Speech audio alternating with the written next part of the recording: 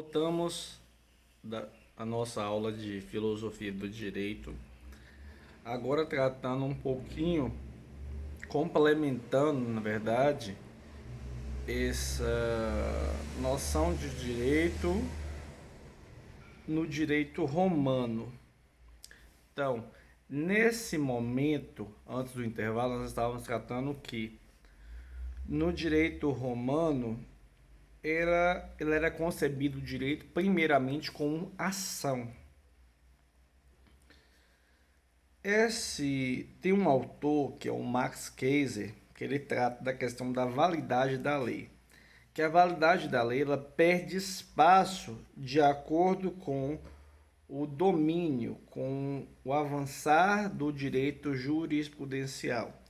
Então, a sentença judicial é uma sentença concreta, que, dependendo da forma que ela for aplicada, ela pode vir a servir de referência, de modelo para outras sentenças e passar de uma decisão singular e começar e formar a jurisprudência, que as decisões começam a ser reiteradas no mesmo sentido, partindo de uma decisão singular. Então, o caso considerado como tal nunca é modelo, só quando ele for reconhecido como típico, como afirma o Arthur Kaufmann. Então, uma decisão singular modelo, ela pode ser aplicada a outras situações, e o que nós conhecemos o fenômeno hoje de que da jurisprudência, de decisões reiteradas. É também importante falar que um imprecedente apenas será vinculante quando para decisões quando ele reconhecer uma diretiva jurídica geral, que era tida no direito inglês. Na perspectiva do direito germânico, o direito, antes de ser legislado, ele partia de um costume local. Primeiramente, nós tínhamos o costume no direito germânico. Tempos depois, surge o estatuto. E depois do estatuto é que surgiria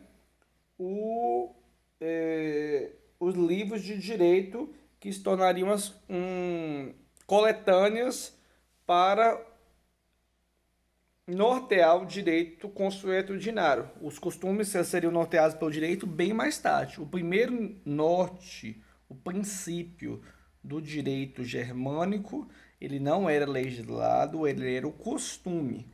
Tempos depois surge o estatuto e em seguida os livros de direito. Nesse momento nós iremos analisar a perspectiva de São Tomás de Aquino entre direito e lei. No slide que eu vou dizer para vocês, tem um quadro comparativo das ideias de São Tomás de Aquino. Por que há essa distinção entre direito e lei? A lei é tida por Tomás de Aquino como uma ordem racional ou lógica. Então, ela teria quatro aspectos a serem considerados segundo Tomás de Aquino. Então, esses quatro elementos, eles não podem ser esquecidos. Muito importante. Então, ele vai distinguir de forma clara, de forma precisa, a diferença entre direito e lei. Por quê? A lei é uma ordem racional ou lógica, que é o primeiro elemento. A lei é uma ordem racional, que é dirigida ao bem comum. Então, ela é dirigida visando a preservação do bem-estar social. Esta lei está à disposição da comunidade. E, além disso, essa lei necessita da promulgação. Ela passa por um processo, ela é necessário que ela seja promulgada. Já o direito, na perspectiva de Aquino, ele não é subsistente das normas. Ele não é apenas uma... Ele não pode considerar ele como sinônimo ou a mesma coisa que lei, como alguns autores, como relatado, abordavam. O direito ele seria distinto, ele não é subsistente das normas, ele não pode ser considerado sinônimo das normas. O direito ele se caracteriza como um comportamento justo. Esse comportamento justo, como ele seria obtido? Ele seria obtido no caso concreto, na decisão justa. Então, a pessoa ela exerceria o direito, ele se efetivaria nesse comportamento adequado, no caso concreto. E, por fim, o quarto elemento elencado por Tomás de Aquino foi que o direito não é uma norma, e sim uma atividade. Então, este quadro comparativo está tanto no material de estudo, quanto no slide desta aula que foi disponibilizado para vocês na área do aluno, para até acho mais fácil para vocês estudarem, refletirem sobre o assunto. E também essa questão da distinção entre direito e lei, na perspectiva de Tomás de Aquino, é importante que vocês observem. E a percepção de Lutero sobre a lei? Como nós podemos definir a lei? A lei não, o conceito de a lei na perspectiva de Lutero. Nós acabamos de ver a questão da lei, a distinção da lei e do direito na perspectiva de Tomás de Aquino. E na de Lutero?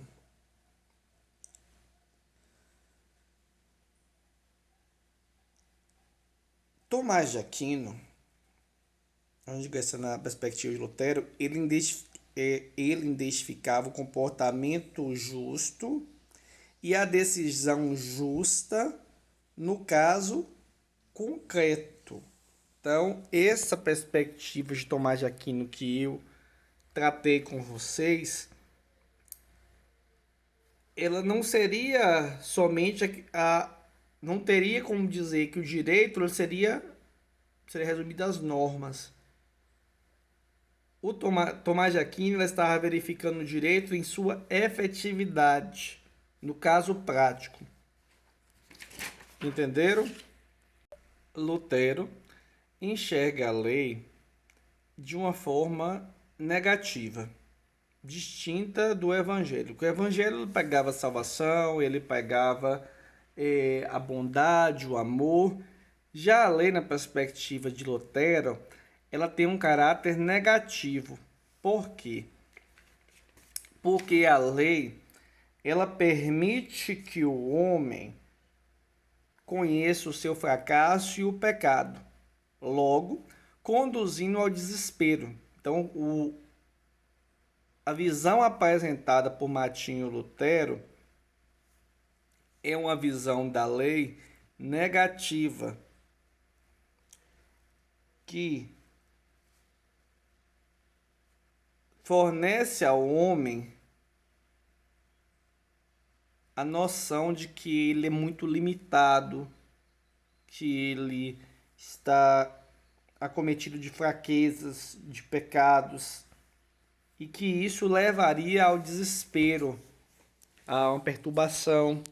Então ele não acha positiva a lei e não vai considerar os conceitos de lei baseados principalmente da questão da lei de Moisés, e sim da questão da lei natural que deveria vigorar entre os homens. Então, Martinho Lutero ele apresenta uma posição distinta do São Tomás de Aquino. São Tomás de Aquino ele diferencia a lei e do direito, e apresentando o direito como algo concreto, como algo efetivo, como uma decisão justa. E Martinho Lutero atribui um caráter totalmente pejorativo à lei. Um caráter que a lei não teria nada a atribuir. Pelo contrário, ela prejudicaria o indivíduo, levando o indivíduo a se sentir triste, deprimido, pois ele não estaria agindo de modo, ele não conseguiria atingir aquela perfeição, aquele padrão estabelecido pela norma. São diferentes concepções do direito, pelo que nós estamos observando no estudo de hoje, cada uma com suas limitações, mas contribuindo na formação do conceito de direito da maneira que conhecemos hoje. Então, podemos observar na aula de hoje essa relação direta entre direito, religião e moral. Como os autores perceberam esta relação, de que forma as primeiras manifestações do direito. E na próxima aula nós trabalharemos o conceito moderno do direito. Então, esse material que eu disponibilizei na área do aluno, ele será estudado. Ele foi estudado nessa aula uma parte e daremos continuidade na próxima aula. E eu recomendo que vocês assistam também os vídeos complementares que eu disponibilizo na área do aluno como forma de complementar os estudos, que as videoaulas assim são pequenas sínteses do que é trabalhado no conteúdo. Então vocês necessitam também analisar outras perspectivas sobre o assunto para ter uma visão mais completa do conteúdo. Então, eu espero que vocês estejam gostando da forma que está sendo trabalhada a nossa disciplina, que vocês também deem um feedback para o professor, se tem algo que não está sendo compreendido, critério de avaliação, conteúdo, qualquer problema que vocês tiverem ao longo do estudo, podem mandar uma mensagem no WhatsApp para mim, podem enviar pelo e-mail, que eu atenderei e responderei o mais brevemente possível. Nesses últimos minutos da aula, eu analisarei com vocês algumas questões de concurso relacionados à filosofia do direito.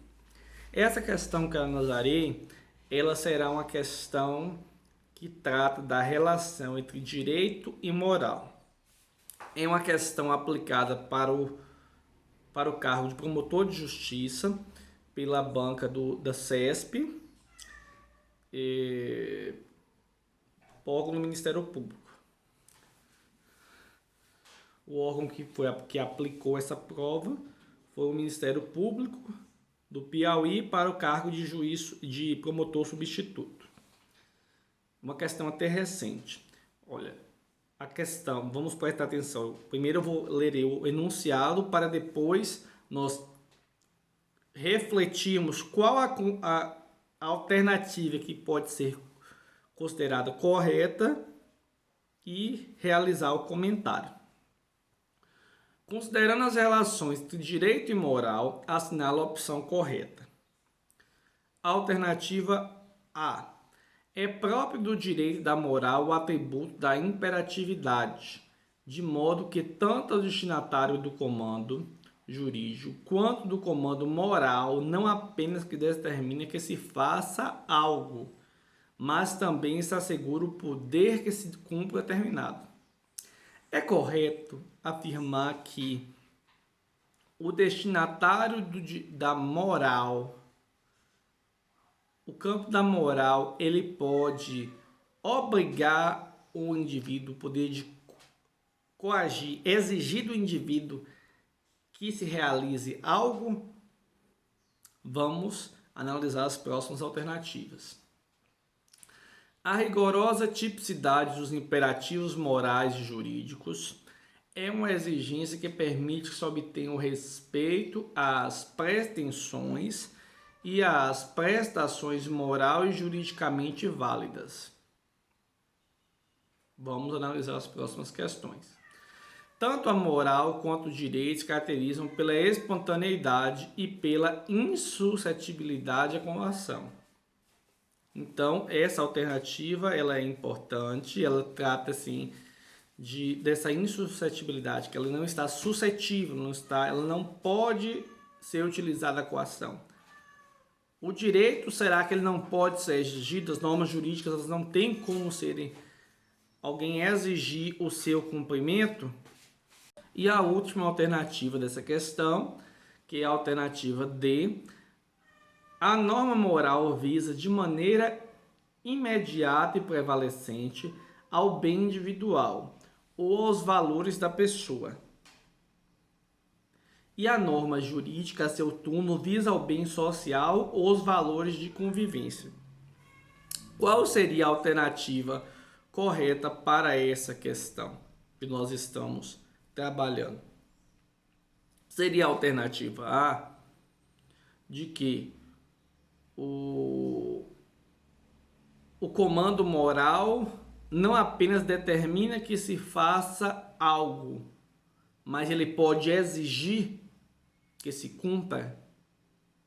Ele não apenas recomenda, mas também ele pode ter essa exigência. É correto afirmar isso? Na alternativa B, o que tratamos? Que é rigoroso a exigência que se respeite as normas jurídicas e morais. Então a pessoa pode ser obrigada a respeitar, a cumprir aos valores morais. E a alternativa C trata que tanto as normas morais quanto as normas jurídicas estão suscetíveis. Então elas não têm um meio de se coagir, um meio de exigir o cumprimento dessas normas. Essa alternativa apresenta como resposta correta a alternativa D. Olha, a norma moral visa de maneira imediata e prevalecente o bem individual aos valores da pessoa. E a norma jurídica visa o bem social e os valores de convivência. Por que as outras questões estão incorretas? Porque a norma moral ela está relacionada aos valores, à reflexão das regras. Não existe uma forma de eu exigir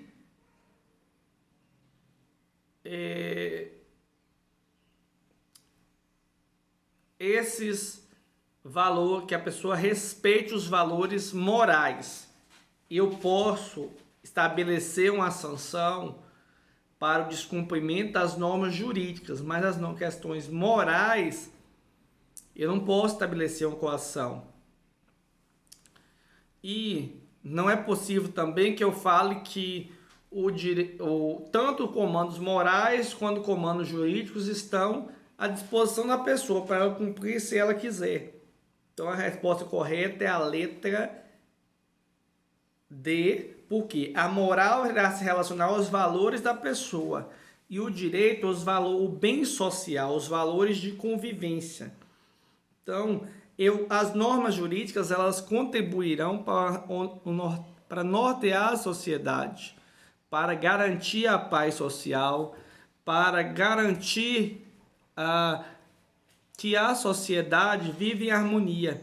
Então, é de grande importância o cumprimento dessas das regras de acordo com das normas jurídicas. Entenderam? Eu agradeço a presença de vocês nessa aula. Eu estou à disposição para tirar dúvidas. Esta aula está disponível na área do aluno, vocês poderão assistir quantas vezes necessitarem. O professor está à disposição. Eu peço que sempre que tiver alguma dúvida, qualquer questionamento, entrem em contato comigo, esclareçam. Nós estamos passando por um momento difícil. Talvez aconteça de eu não conseguir publicar a aula logo cedo na terça, ou atrasar um pouquinho na publicação da aula, mas fiquem tranquilos que eu sempre publicarei as minhas videoaulas na terça-feira. Estarei disponível para tirar todas as dúvidas de vocês, as atividades semanais. Cada semana tem uma atividade valendo 1,25. Então, em cada bimestre, nós teremos 8 atividades de 1,25. Eu não comecei a corrigir ainda essas atividades, mas eu espero nesse final de semana já começar a corrigir, lançando as notas de vocês, tá? Qualquer dúvida eu estou à disposição, tanto no WhatsApp quanto no e-mail. Fique com Deus e eu espero vocês na próxima aula.